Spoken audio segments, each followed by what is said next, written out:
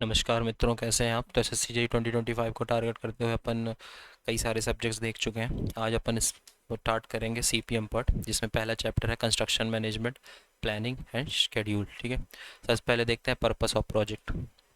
To complete the project in minimum period time period. Purpose क्या होता है project का, ताकि अपन मिनिमम टाइम पीरियड में प्रोजेक्ट को कंप्लीट कर सकें। ठीक है। Project completion with minimum cost and without delay. Project complete हो जाए मिनिमम कॉस्ट में और कोई डिले भी ना हो। ठीक है, ये पर्पस होता है। Use of optimum available man power and local resource.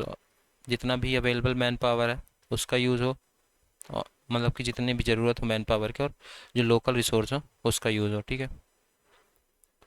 अब देखते हैं रिसोर्सेज क्या क्या ज़रूरत होती हैं कंस्ट्रक्शन पे। Resources needed for construction.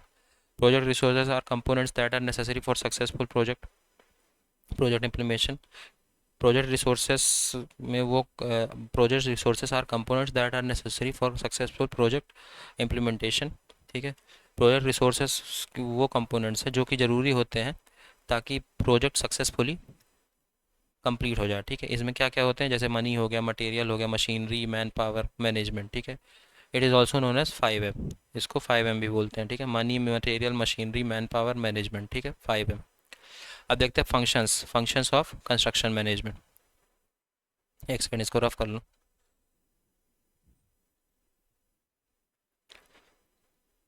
Functions of construction management. In addition to one-side work, construction engineering manager are often called upon to use computers and construction management software to produce, analyze, design for their projects. ठीक है। Side work के अलावा जो construction engineer manager होता है उसको बुलाया जाता है ताकि वो कंप्यूटर्स को यूज़ करे और कंस्ट्रक्शन मतलब कंप्यूटर्स को यूज़ करके कंस्ट्रक्शन को मैनेज करे, कंस्ट्रक्शन के सॉफ्टवेयर को मैनेज करे और उसकी हेल्प से डिज़ाइन को एनालिसिस करे प्रोजेक्ट के लिए। ठीक है। इसमें क्या क्या चीज़ होती है, क्या क्या फंक्शंस होते हैं, जैसे प्लानिंग करना, ऑर्गेनाइजिंग करना, स्टाफिंग, डायरेक्टिंग, मोटिवेटिंग, मतलब कि जो मैन है, जो लेबर है, उनको उसको मोटिवेट करना। ठीक है। Controlling, coordinating and communication. ठीक है। अब बात करते हैं basic element of project management. Project management के बेसिक एलिमेंट क्या क्या है। प्रोजेक्ट मैनेजमेंट के बेसिक 3 एलिमेंट्स हैं, प्लानिंग, शेड्यूलिंग, कंट्रोलिंग। ठीक है। सबसे पहले बात करते हैं प्लानिंग की। It is the process of selecting a particular method and the order of work to be adopted for a project from all the possible ways and sequences in which it could be done. ठीक है। ये एक process है। किस चीज़ का process है, एक particular method select करने का और एक पर्टिकुलर वर्क का ऑर्डर सेलेक्ट करने का, और एक पर्टिकुलर वर्क का ऑर्डर अडॉप्ट करने का किसी भी प्रोजेक्ट के लिए, ताकि हर पॉसिबल वे और हर सीक्वेंस को लगा के जिससे प्रोजेक्ट किया जा सके, वो है प्लानिंग। ठीक है। It essentially cover the aspect of what to do and how to do it. इसमें प्लानिंग में एसेंशियली क्या क्या एस्पेक्ट्स कवर होते हैं, मतलब कि व्हाट टू डू, क्या करना है, और हाउ टू डू इट, कैसे करना है। ठीक है। The most important phase of project management, planning is the most important phase of project management. ठीक है। Following types of project planning step. Project planning के कुछ स्टेप्स देख लेते हैं। Classification of construction planning. सबसे पहले दो तरह की होती है, एक तो ओनर्स प्लानिंग, ओनर की क्या प्लानिंग है, और कॉन्ट्रैक्टर्स प्लानिंग। ओनर्स प्लानिंग में दो पार्ट है, प्री टेंडर प्लानिंग और पोस्ट टेंडर प्लानिंग क्या होती है। Contractors planning, pre contract planning and post contract planning. अब बात करते हैं शेड्यूलिंग की। It is the process of arranging the objective defined during planning in sequence and allocation of resource to these activities. ठीक है। ये क्या है, ये एक प्रोसेस है जो मतलब कि प्रोसेस है जो प्लानिंग के दौरान जो ऑब्जेक्टिव डिफाइन हुए थे उसको अरेंज करने का सीक्वेंस में। ठीक है। और रिसोर्स को अलोकेट करने का डिफरेंट एक्टिविटीज़ के लिए, उसको बोलते हैं शेड्यूलिंग। एडवांटेजेस क्या है शेड्यूलिंग के। Construction scheduling gives information regarding the quantity of work, labour, machinery, equipment etcetera required a particular period. ठीक है। कंस्ट्रक्शन शेड्यूलिंग अपने को जानकारी देखती है, ये जानकारी देती है कि कितना क्वांटिटी वर्क है, लेबर मशीनरी कितनी है, इक्विपमेंट क्या क्या है। ठीक है। कितने पर्टिकुलर टाइम के लिए कितना कितना इक्विपमेंट है। ठीक है। दूसरा क्या एडवांटेज है शेड्यूलिंग का, the progress of work and the expenditure can be checked and adjusted. Scheduling की मदद से अपन ने जो वर्क का प्रोग्रेस है उसको चेक कर सकते हैं और उसको एडजस्ट भी कर सकते हैं। ठीक है। The project can be completed systematically and effectively. Project systematically और इफेक्टिवली कंप्लीट होता है शेड्यूलिंग करने से। The work progress can be well monitored and evaluated. Work के प्रोग्रेस को अपन अच्छे से मॉनिटर कर सकते हैं और अच्छे से इवेल्युएट कर सकते हैं। It prevent undue delay and extension of time. ठीक है। बेवजह डिले और टाइम का एक्सटेंशन को ये बचाता है शेड्यूल करने से, कोई बेवजह डिले नहीं होता, ठीक है। अब बात करते हैं क्लासिफिकेशन ऑफ शेड्यूलिंग, कितने तरह की शेड्यूलिंग होती है, ठीक है। तो 4 तरह की शेड्यूलिंग है: construction schedule, material schedule, labour schedule and equipment schedule, ठीक है। फिर बात आती है कंट्रोलिंग की। जो 3 बेसिक एलिमेंट थे project management, planning, scheduling, controlling, तो अब बात करेंगे कंट्रोलिंग की, ठीक है। Execution of planning and scheduling comes under controlling. Controlling के अंदर क्या क्या आता है? प्लानिंग और शेड्यूलिंग को एग्जीक्यूट करने का प्रोसेस जो होता है वो आता है कंट्रोलिंग के अंदर, ठीक है। स्टेजेस इन कंस्ट्रक्शन प्रोजेक्ट, अब देख लेते हैं कंस्ट्रक्शन प्रोजेक्ट के अंदर क्या क्या स्टेजेस होते हैं। 3 तरह के स्टेप्स होते हैं नॉर्मल प्रोजेक्ट को कंप्लीट करने के लिए। कौन कौन से? कंसेप्शन, डिज़ाइन एंड रियलाइजेशन, ठीक है। ये 3 तरह के स्टेप्स हैं used for completion of a normal project. अब कुछ की पॉइंट्स के बारे में देख लेते हैं। For repetitive operation better information can be obtain from line of balance, ठीक है। रिपीटेटिव ऑपरेशन में, रिपीटेटिव ऑपरेशन के लिए जो बेटर इंफॉर्मेशन ऑब्टेन होती है, कहाँ से होते, मतलब कि कहाँ से ऑब्टेन कर सकते हैं? लाइन ऑफ बैलेंस, ठीक है। Sensitivity analysis study of change in output due to change in the input. Sensitivity analysis किस चीज़ की स्टडी है? कि आउटपुट में के वजह से मतलब इनपुट में किए गए चेंज की वजह से कितना आउटपुट में चेंज हुआ। Change in output due to change in input is the study of sensitivity analysis. मतलब सेंसिटिविटी एनालिसिस इस चीज़ की स्टडी है कि इनपुट पे चेंज करने से कितना आउटपुट पे चेंज हुआ। The major end advantage of price levels for goods and service across a broad sector of the economy is called indexation, ठीक है। प्राइस लेवल का एडजस्टमेंट और मेज़र किसके लिए? गुड्स और सर्विसेज के लिए। एक ब्रॉड सेक्टर में, इकोनॉमी के एक ब्रॉड सेक्टर में, उसको बोला जाता है इंडेक्सेशन, ठीक है। प्राइस और प्राइस मतलब गुड्स और सर्विसेज का जो प्राइस लेवल है उसका मेजर और एडजस्टमेंट को बोलते हैं indexation. Triple constraint in construction management कौन कौन से हैं? 3 कंस्ट्रेंट कंस्ट्रक्शन मैनेजमेंट के: टाइम, कॉस्ट और स्कोप, ठीक है। ये 3 कंस्ट्रेंट है कंस्ट्रक्शन मैनेजमेंट। अब देख लेते हैं मेथड्स क्या है प्रोजेक्ट मैनेजमेंट के। Methods of project management: planning and scheduling of construction activities help engineers to complete the project timely and within budget, ठीक है। प्लानिंग और शेड्यूलिंग जो होता है कंस्ट्रक्शन एक्टिविटीज़ को, वो इंजीनियर को हेल्प करता है ताकि प्रोजेक्ट टाइमली और बजट के अंदर ही कंप्लीट हो जाए, ठीक है।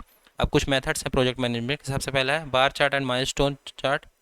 दूसरा है network analysis method. Network analysis method में आता है critical path method, CPM method, मतलब क्रिटिकल पाथ मेथड, सीपीएम और पर्ट मेथड, ठीक है। तो 2 तरह के मेथड ऑफ प्रोजेक्ट मैनेजमेंट होते हैं, बार चार्ट और माइलस्टोन चार्ट, और दूसरा network analysis method. Network analysis method में आता है सीपीएम एंड पर्ट, ठीक है। सबसे पहले देखते हैं बार चार्ट, जिसको गैंट चार्ट भी बोलते हैं, ठीक है। तो याद रखना है बार चार्ट को ही गैंट चार्ट बोलते हैं।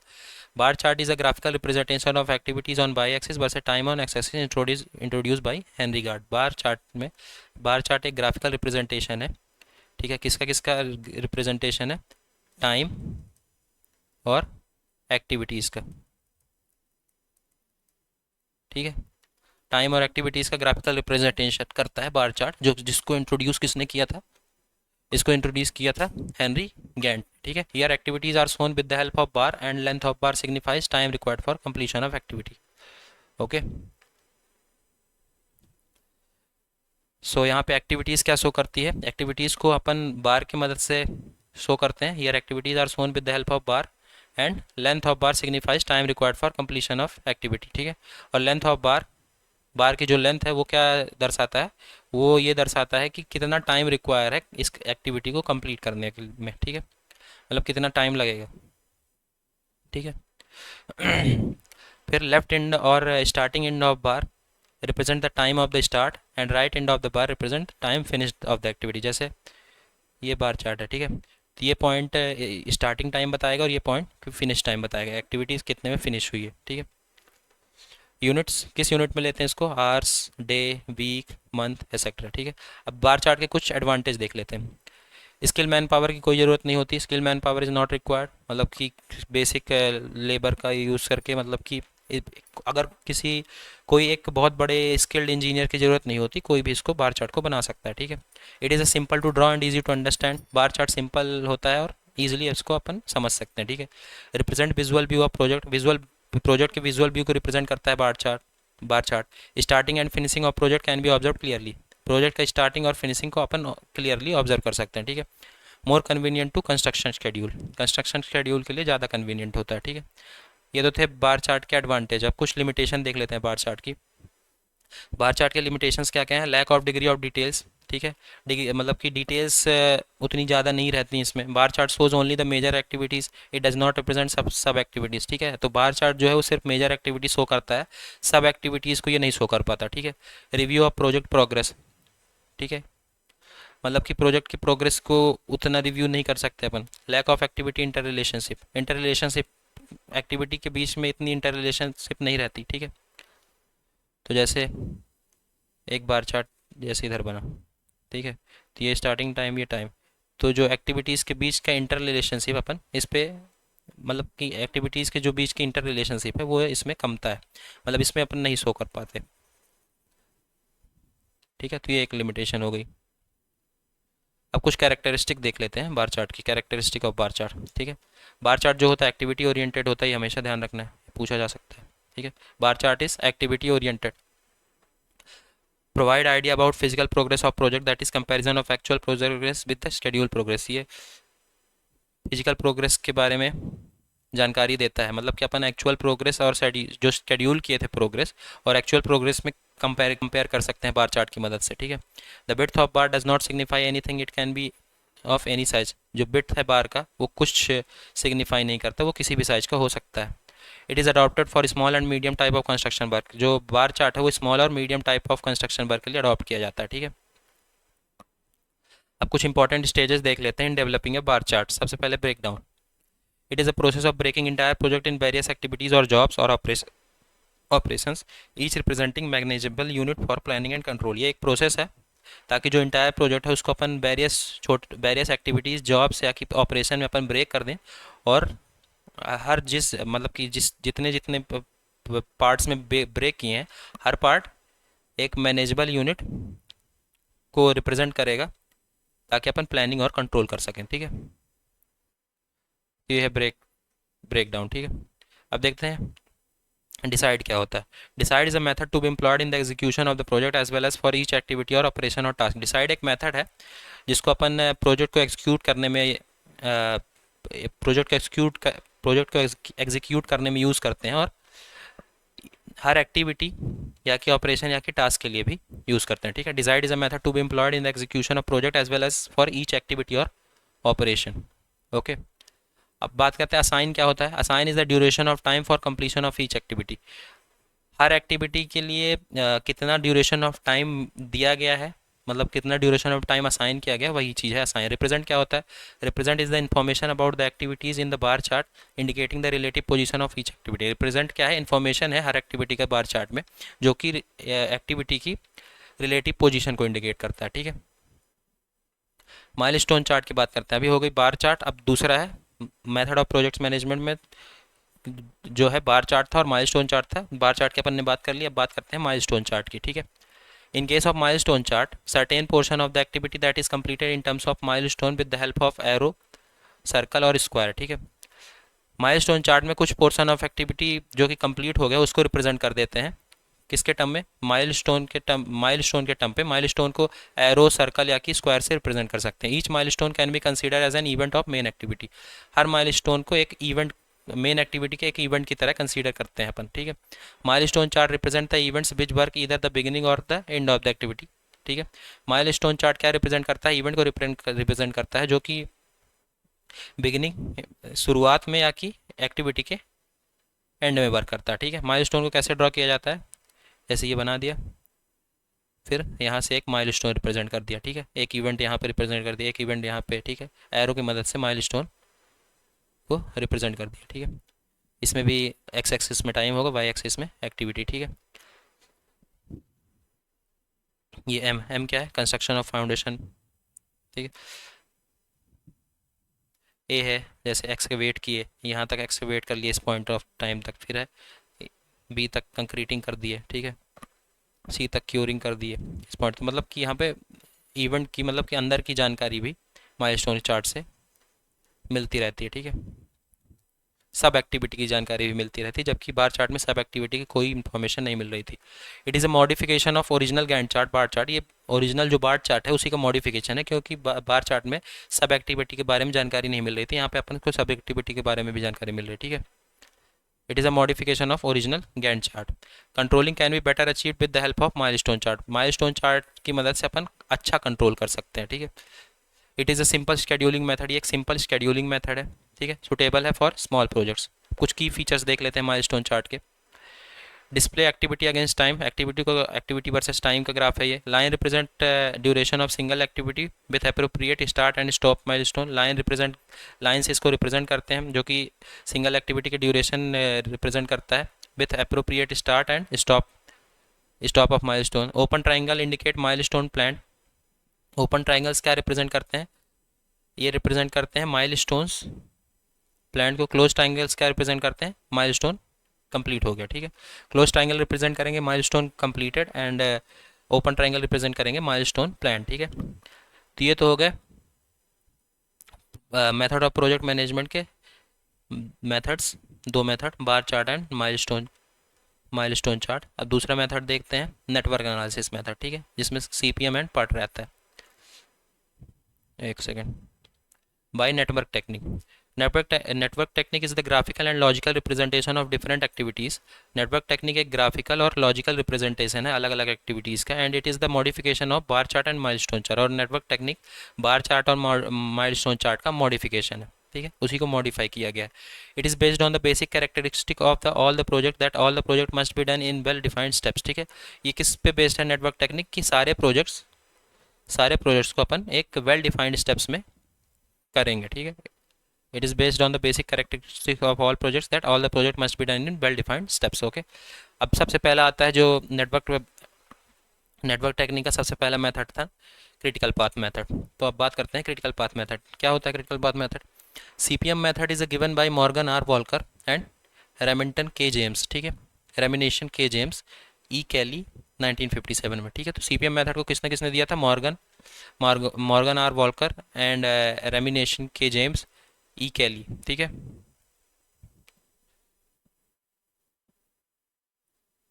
तो ये 1957 में CPM मेथड को दिए थे. हालांकि इनका नाम इतना इंपॉर्टेंट है नहीं, क्योंकि अपने SSC JEE में आने की इसकी चांसेस कम है, फिर भी देखे रहना. It is also known as critical path analysis. CPM method को क्रिटिकल पाथ एनालिसिस भी बोलते हैं, ठीक है. Critical path analysis, critical path scheduling, network management technique, ठीक है. तो क्रिटिकल पाथ मेथड को critical path analysis, critical path scheduling, network management technique, तीन चीज़ें बोलते हैं, okay. CPM critical path method is activity oriented method and used for planning, scheduling and controlling purpose. CPM method जो होता है activity oriented method होता है और इसका यूज़ करते हैं अपन प्लानिंग करने के लिए, शेड्यूलिंग करने के लिए और कंट्रोलिंग पर्पस के लिए, ठीक है. Critical path method is used in civil construction area. Critical path method का अपन सिविल कंस्ट्रक्शन एरिया में यूज़ करते हैं, ठीक है. और PERT का रिसर्च एंड डेवलपमेंट वर्क्स में, ठीक है. तो ये दोनों पॉइंट अपने को ध्यान रखना है, ये बहुत इंपॉर्टेंट है, डायरेक्ट पूछता है, ठीक है. तो CPM एक्टिविटी एक एक्टिविटी ओरिएंटेड मेथड है और यूज़ किया जाता है प्लानिंग के लिए, शेड्यूलिंग के लिए और कंट्रोलिंग पर्पस के लिए. CPM मेथड को अपन civil construction area, civil construction work में यूज़ करते हैं, ठीक है. और PERT को अपन रिसर्च और डेवलपमेंट वर्क में करते हैं, ठीक है. तो अब देख लेते हैं PERT जिसका है जो होता है program evaluation and review technique, ठीक है. Program evaluation and review technique, PERT charts are use to plan task with in a project, making it easier to schedule and coordinate team members, ठीक है. PERT का अपन use करते हैं research और development works में, ठीक है. PERT का जो चार्ट होता है उसको यूज़ करते हैं to plan a task with in a project, ठीक है. टास्क को प्लान करने के लिए, ताकि शेड्यूल और कोऑर्डिनेट मेंबर्स को कोऑर्डिनेट करना आसान हो जाए, ठीक है. फिर आता है elements of network technology. Network technology कुछ एलिमेंट्स, ठीक है. सबसे पहले है एक्टिविटी. एक्टिविटी क्या है? Actual performance of task is called activity. जो टास्क का एक्चुअल परफॉर्मेंस है उसको बोलते हैं एक्टिविटी, ठीक है. Time and source both are required for activity. Activity के लिए टाइम और सोर्स दोनों की रिक्वायरमेंट पड़ेगी. It is represented in arrow form. Arrow tail represent start of activity and head represent end of activity, ठीक है. एक्टिविटी को arrow की मदद से रिप्रेजेंट करते हैं. जो टेल है एरो का वो रिप्रेजेंट करता है एक्टिविटी का स्टार्ट, और जो हेड है एक्टिविटी का वो रिप्रेजेंट करता है कि एक्टिविटी एंड हो चुकी है, ठीक है. अब देखते हैं टाइप ऑफ एक्टिविटी, कितने तरह की एक्टिविटी होती है.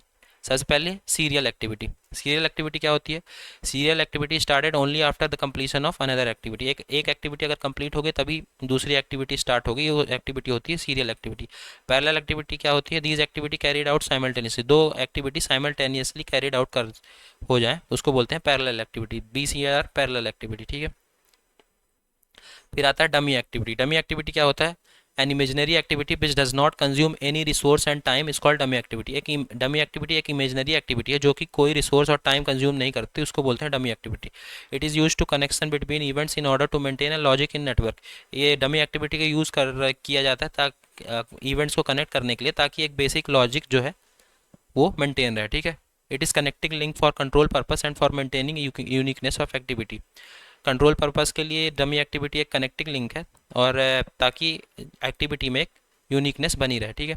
It is represented by dotted और ब्रोकन एरो। डमी एक्टिविटी को डॉटेड या कि ब्रोकन एरो से रिप्रेजेंट किया जाता है, ठीक है।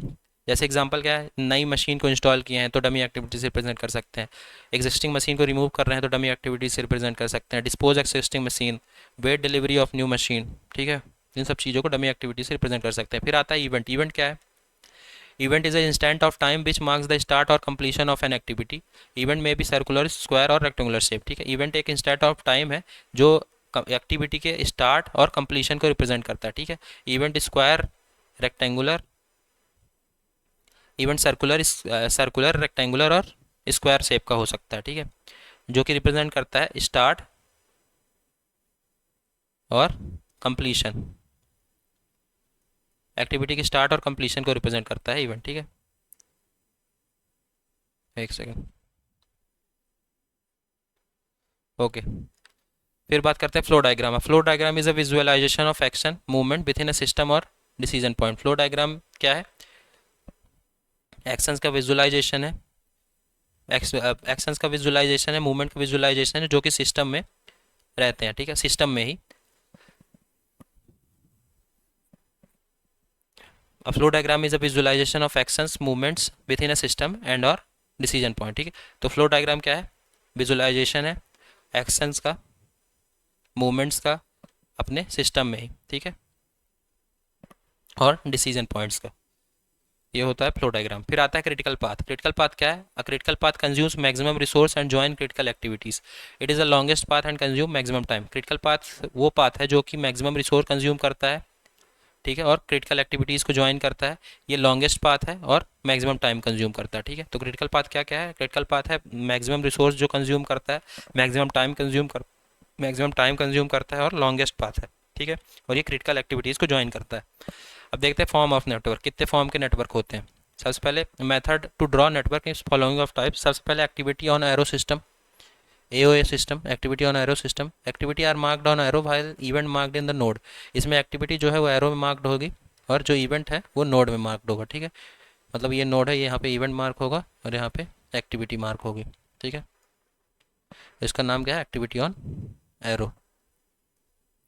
The first circle represent the start of the activity and second circle represent the finish of the activity. First circle इस activity के start represent करेगी और second circle activity के finish represent करेगी, ठीक है। दूसरा method क्या है? Activity on node system.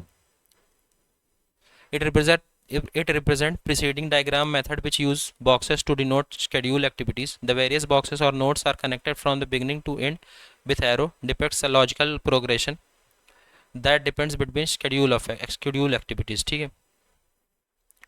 इसमें नोड में एक बॉक्स की तरह से रिप्रेजेंट करेंगे, ठीक है। जो एक्टिविटी होगी वो नोड पे होगी, जैसा कि नाम है एक्टिविटी और नोड, ठीक है।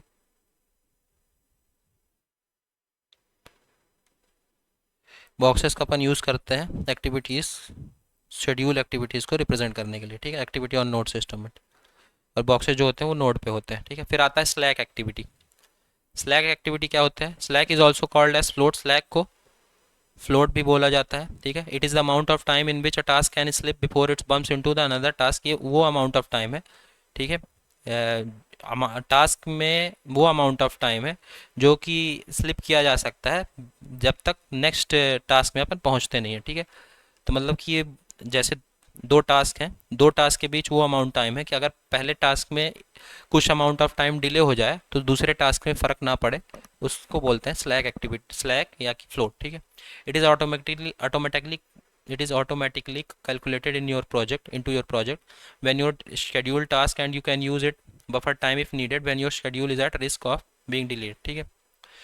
तो इसको अपन as a buffer time use कर सकते हैं जब अपना स्केड्यूल जो स्केड्यूल प्रोजेक्ट है उसमें ये इस बात का रिस्क रहे कि वो डिले हो सकता है, तब स्लैक टाइम को अपन एज अ मतलब स्लैक टाइम को एज अ बफर टाइम अपन यूज़ कर सकते हैं। ठीक है, there are two types of slack. स्लैक दो तरह का होता है, फ्री स्लैक और total slack. The free slack of an activity is the time which in which activity can be delayed without delaying immediately following successor activity. Free slack वो time है activity में, फ्री स्लैक जो होता है, free slack होता जो होता है एक्टिविटी का, वो टाइम है जिसमें अपन जो एक्टिविटी है उसको डिले कर दें बिना आगे वाली एक्टिविटी को डिले किए हुए। ठीक है, मतलब कि एक अगर एक्टिविटी है तो बिना आगे वाली एक्टिविटी को डिले किए अपन कितना टाइम डिले कर सकते हैं पिछले वाली एक्टिविटी को, उस टाइम को बोलते हैं फ्री स्लैक। ठीक है, टोटल स्लैक क्या है? It is the amount of time N activity can be delayed without delaying the entire project. ठीक है, तो टोटल स्लैक वो है कि कोई भी एक्टिविटी कितने अमाउंट ऑफ टाइम डिले हो सकती है ताकि जो इंटायर प्रोजेक्ट है वो डिले ना हो। ठीक है, कितना maximum amount of time delay हो सकती है कोई भी एक्टिविटी ताकि जो इंटायर प्रोजेक्ट है उसमें डिले ना आए। ठीक है, अब देखते हैं आगे क्या है। अब कुछ रूल्स हैं नेटवर्क कंस्ट्रक्शन के, उन पे बात कर लेते हैं। Rules for network construction. A complete network should have only one point of entry जिसको स्टार्ट इवेंट बोलेंगे and only one point of exit जिसको फिनिश इवेंट बोलेंगे। ठीक है, तो ध्यान रखना है जो कंप्लीट नेटवर्क में सिर्फ एक पॉइंट ऑफ एंट्री होनी चाहिए और एक पॉइंट ही ऑफ एग्जिट होनी चाहिए। ठीक है, each activity is represented by one and only one arrow in the network. हर एक्टिविटी को सिर्फ एक ही एरो से रिप्रेजेंट करेंगे नेटवर्क में। An event can not be occur twice. एक इवेंट दो बार नहीं आना चाहिए। There must be no dead end left except the final node. कोई भी डेड एंड नहीं छूटना चाहिए फाइनल नोड के पहले। ठीक है, सिर्फ फाइनल नोड के अलावा कोई भी डेड एंड नहीं होना चाहिए। No activity can start until its tail event has occurred. कोई भी एक्टिविटी स्टार्ट नहीं होगी जब तक कि उसका टेल इवेंट मतलब टेल एंड इवेंट जो है वो नहीं ऑकर हो जाता, वो नहीं आ जाता। ठीक है, any any arrow should represent singular situation. Her arrow एक ही सिचुएशन को रिप्रेजेंट करेगा। Representation of network should be such that every activity is completed. जो नेटवर्क का रिप्रेजेंटेशन होगा वो ऐसा होना चाहिए कि हर एक्टिविटी कंप्लीट हो। ठीक है, logic of network should always be maintain. Network का जो लॉजिक है वो हमेशा मेंटेन रहना चाहिए।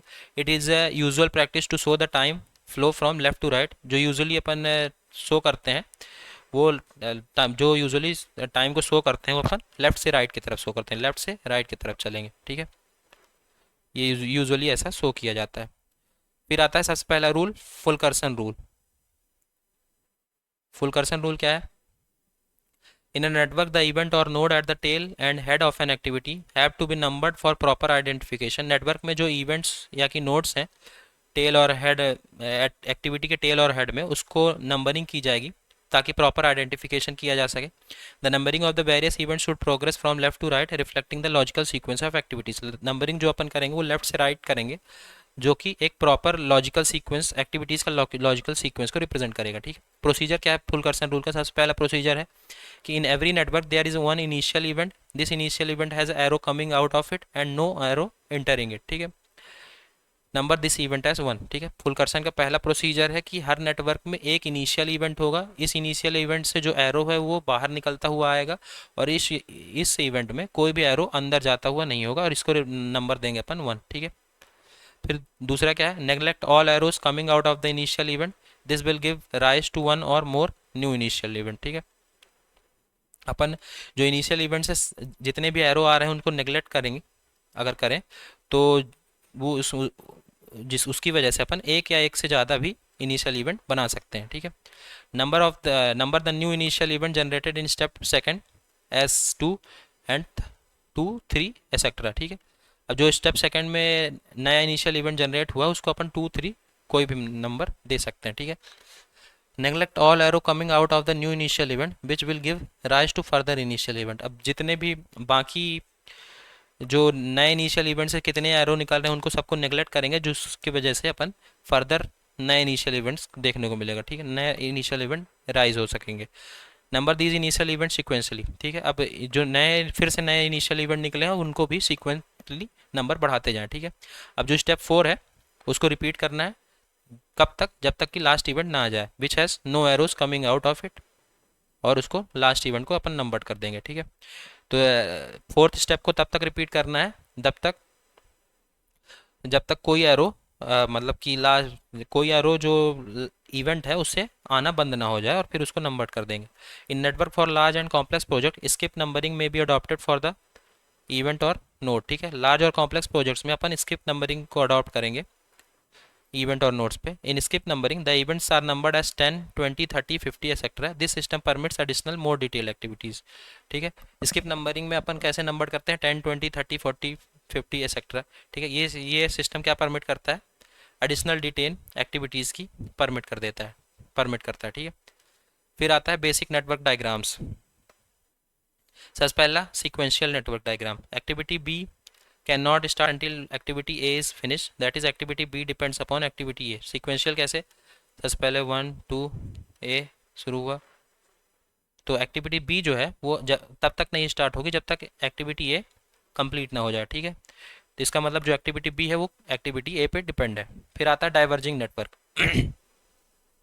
Unless activity first is not completed second and third activity can not at start. जब तक फर्स्ट एक्टिविटी ये वाली कंप्लीट नहीं हो जाती तब तक सेकंड और थर्ड अपन स्टार्ट नहीं कर सकते। ठीक है, but activity second and third start at same time. लेकिन जो एक्टिविटी थर्ड और सेकंड और थर्ड एक्टिविटी है वो एक साथ स्टार्ट होगी। ठीक है, डाइवर्जिंग नेटवर्क।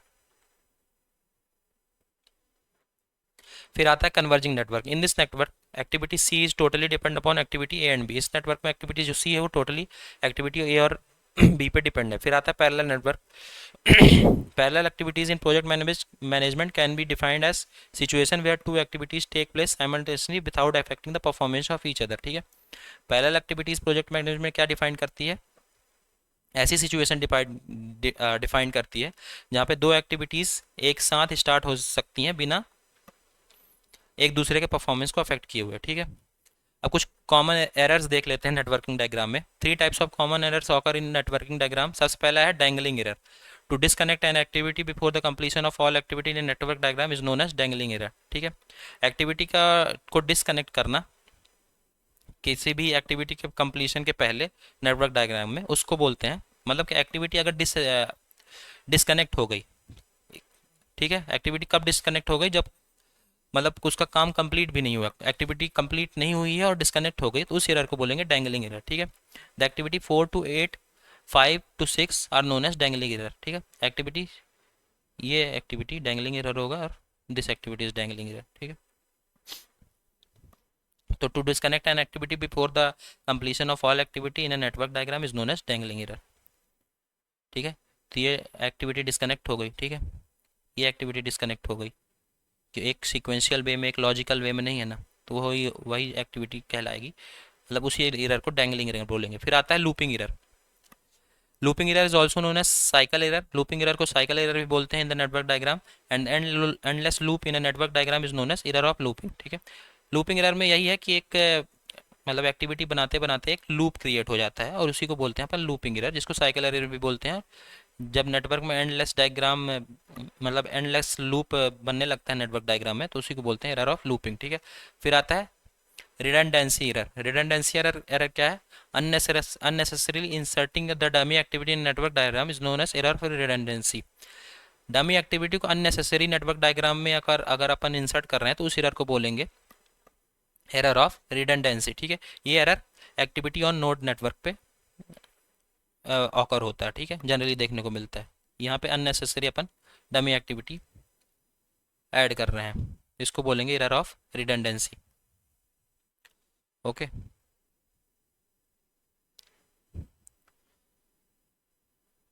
फिर आता है इवेंट टाइम। इवेंट टाइम की बात करते हैं। सबसे पहले earliest event time. Minimum time taken for reach at any event is known as earliest event time. Minimum किसी भी इवेंट पे पहुंचने के लिए मिनिमम कितना टाइम चाहिए, उसी को बोलते हैं अर्लीस्ट इवेंट टाइम, जिसको रिप्रेजेंट करते हैं टीई से। ठीक है, it is return at the near the event in A square section. Square section में इवेंट के जस्ट पास में अपन लिखेंगे। ठीक है, उसको रिप्रेजेंट करेंगे अर्लीस्ट इवेंट टाइम को। इसको कैलकुलेट करते हैं फॉरवर्ड पास मेथड से। ठीक है, इसको ध्यान रखना है।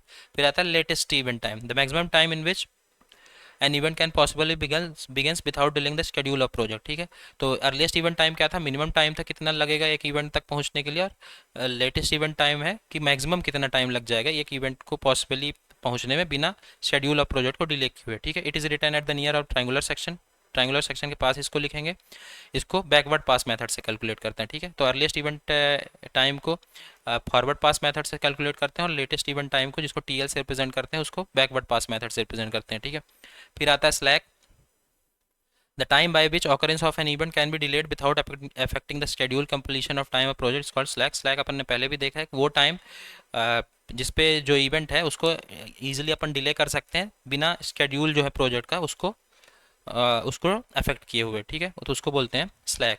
ठीक है, तो स्लैक को कैसे निकाल सकते हैं, लेटेस्ट ऑकरेंस टाइम मतलब latest event time minus earliest event time. ठीक है, स्लैक पॉजिटिव निगेटिव या कि जीरो भी हो सकता है, स्लैक में भी पॉजिटिव निगेटिव और ज़ीरो। ठीक है,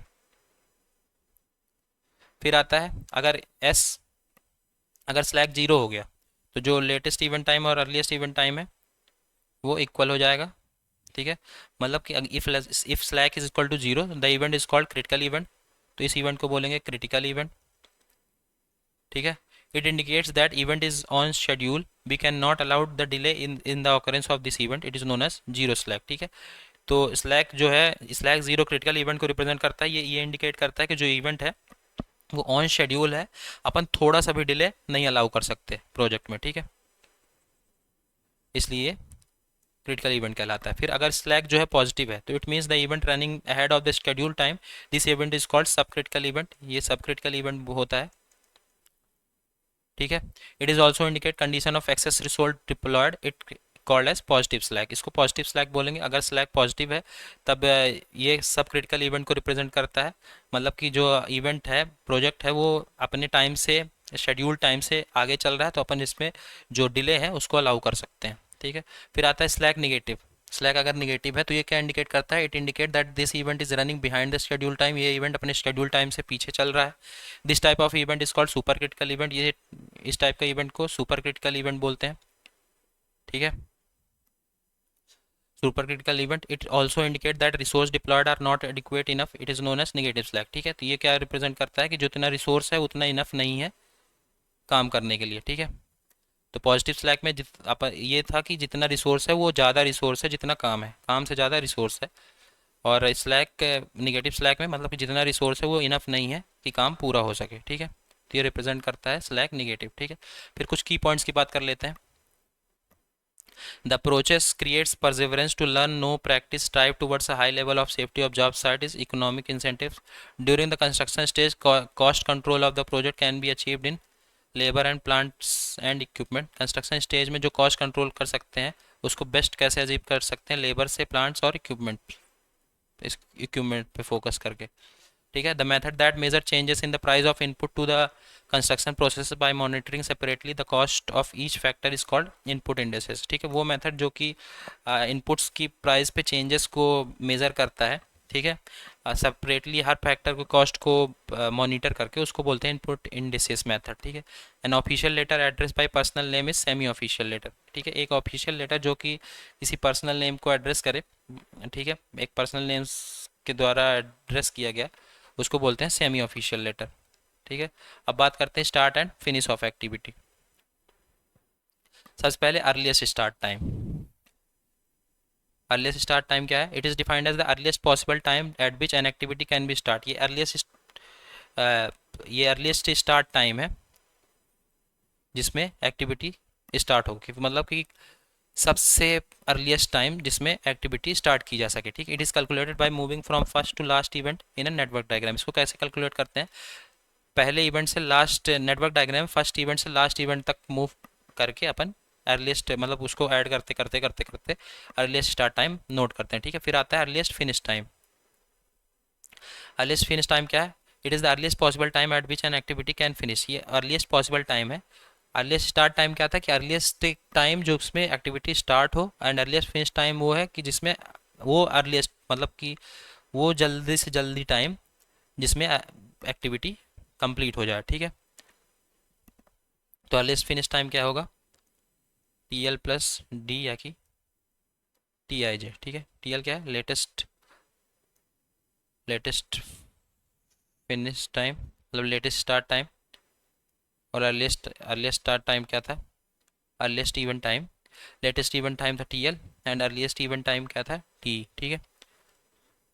तो अपन क्या कर सकते हैं, जो अर्लीस्ट फिनिश टाइम है वो होगा TE या कि TL प्लस D और TIJ क्या होता है, बीच का टाइम कि कितना इस एक्टिविटी की टाइम लग रहा है, ठीक है। वो अपन न्यूमेरिकल में देखेंगे तो ज़्यादा समझ में आएगा। फिर आता है लेटेस्ट स्टार्ट टाइम। ये क्या है, it is the latest possible time by which an activity can start without affecting the completion time of project, ठीक है। ये लेटेस्ट स्टार्ट टाइम वो लेटेस्ट पॉसिबल टाइम है जिसमें एक एक्टिविटी स्टार्ट हो सकती है बिना प्रोजेक्ट कंप्लीशन टाइम को अफेक्ट किए हुए, ठीक है। तो ये क्या होता है, latest finish time minus TIJ, ठीक है। तो इनकी वैल्यूज़ याद रखनी है, मतलब फार्मूलाज जो है वो याद रखने हैं। फिर आता है लेटेस्ट फिनिश टाइम, जिसको LFT या कि TL से भी रिप्रेजेंट करते हैं। It is the time by which specific activity must be completed. ये वो टाइम है जिसमें एक स्पेसिफिक एक्टिविटी कंप्लीट हो ही जानी चाहिए, ठीक है। It is calculated by moving from last event to first event of the network diagram, ठीक है। लेटेस्ट फिनिश टाइम को अपन कैसे कैलकुलेट करते हैं, लास्ट इवेंट से फर्स्ट इवेंट तक मूव करके लेटेस्ट फिनिश टाइम को अपन कंट्रोल करते हैं, मतलब कि कैलकुलेट कर लेते हैं, लास्ट से मूव करेंगे शुरू तक, ठीक है। अर्लीस्ट स्टार्ट टाइम को शुरू से लास्ट तक मूव करके कैलकुलेट करते थे, और लेटेस्ट फिनिश टाइम को लास्ट से फर्स्ट तक मूव करके करेंगे, ठीक है। Calculate latest finish time equal to latest start time plus duration of that activity, ठीक है। वही TIJ रिप्रेजेंट करती है duration of activity between INJ, ठीक है। फिर आता है फ्लोट। फ्लोट क्या है, float is the time by which starting and finishing of an activity can be delayed without affecting the scheduling time of the project, ठीक है। तो इवेंट में सेम चीज़ था स्लैक, और एक्टिविटी में सेम चीज़ है फ्लोट, ठीक है। फ्लोट वो टाइम है जिसमें किसी भी एक्टिविटी की स्टार्ट और फिनिश, मतलब कि किसी भी एक्टिविटी के स्टार्टिंग और फिनिशिंग से मतलब कि स्टार्टिंग और फिनिशिंग पे डिले करने से कंप्लीशन ऑफ प्रोजेक्ट पे कोई फर्क ना पड़े, उसको बोलते हैं फ्लोट। कितने तरह के फ्लोट होते हैं, सबसे पहला फ्लोट है total float. It is the excess of maximum time available offer over activity duration. Total float वो है कि एक्टिविटी ड्यूरेशन में और कितना ज़्यादा टाइम अवेलेबल है जिससे अपन डिले कर सकते हैं, मतलब बिना किसी दिक्कत के।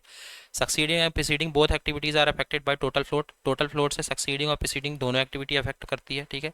टोटल फ्लोट क्या होता है, latest latest start time minus earliest start time, ठीक है।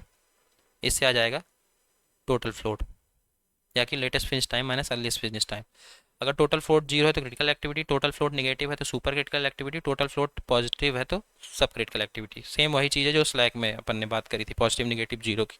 जीरो है मतलब कि एक्टिविटी को अपन थोड़ा सा भी डिले नहीं कर सकते, एकदम क्रिटिकल एक्टिविटी है। लेस है तो सुपर क्रिटिकल एक्टिविटी, मतलब कि मतलब अपने पास से उतना भी टाइम नहीं है जितना शेड्यूल प्रोजेक्ट के लिए किया गया था, उससे भी पीछे चल रहे हैं। पॉजिटिव है तो अपने पास काफ़ी टाइम है, अपन डिले कर सकते हैं, ठीक है। फिर आता है फ्री फ्लोट। फ्री फ्लोट क्या है, free float is the excess of time available over an activity duration. Total float पूरे प्रोजेक्ट के ड्यूरेशन पे अवेलेबल टाइम बता रहा था, और फ्री फ्लोट सिर्फ एक एक्टिविटी ड्यूरेशन पे एक्सेस टाइम बताता है, ठीक है। इसमें सिर्फ प्रीसीडिंग एक्टिविटी ही अफेक्ट करती है, only preceding activities affected in free float. Free float को कैसे निकालेंगे, total float minus head event पे स्लैक कितना है, तो total float minus slack in head event. फिर आता है एक इंडिपेंडेंट फ्लोट। इंडिपेंडेंट फ्लोट क्या है, इंडिपेंडेंट फ्लोट है an activity has minimum time for its completion when its tail event occur at the latest time and head event occur at earliest time, ठीक है। Independent float वो है कि एक activity, an activity has minimum time for its completion, एक activity पास minimum time है इसके उसके कंप्लीशन के लिए जब उसका टेल इवेंट लेटेस्ट टाइम पे ऑकर हो और हेड इवेंट अर्लीस्ट टाइम पे ऑकर हो, ठीक है। तो तब बोलेंगे उसको इंडिपेंडेंट फ्लोट, ठीक है। An activity has minimum time for its completion, activity के पास मिनिमम टाइम है उसके कंप्लीशन के लिए कब, जब उसका टेल इवेंट लेटेस्ट टाइम पे ऑकर हो और हेड इवेंट अर्लीस्ट टाइम पे ऑकर हो, ठीक है। तो इंडिपेंडेंट फ्लोट कैसे निकालेंगे, total float minus tail event slack. Free float था total float minus head event slack, और इंडिपेंडेंट फ्लोट है total float minus tail event slack, ठीक है। इस तरह निकालेंगे इंडिपेंडेंट फ्लोट। फिर एक आता है इंटरफेयरिंग फ्लोट, इसको बोलते हैं head event slack. Head event slack भी बोलते हैं इंटरफेयरिंग फ्लोट को, हेड इवेंट स्लैक, ठीक है। तो इंटरफेयरिंग फ्लोट कैसे निकालेंगे, total float minus free float. Free float से अगर टोटल फ्लोट माइनस कर देंगे तो आ जाएगा इंटरफेयरिंग फ्लोट, जिसको हेड इवेंट स्लैक भी बोलते हैं। तो मतलब कुल मिला के फिर total float minus free float क्या था, total float minus head event event slack, ठीक है। तो ये कटेगा, ये प्लस में आ जाएगा, तो हेड इवेंट स्लैक हो जाएगा, ठीक है। यही है इंटरफेयरिंग फ्लोट। फिर आता है एक प्रोजेक्ट फ्लोट। प्रोजेक्ट फ्लोट क्या है? प्रोजेक्ट फ्लोट है, it is amount of time a project can be delayed without delaying the extremely impose project finish date by the customer और प्रोजेक्ट फिनिश डेट, ठीक है।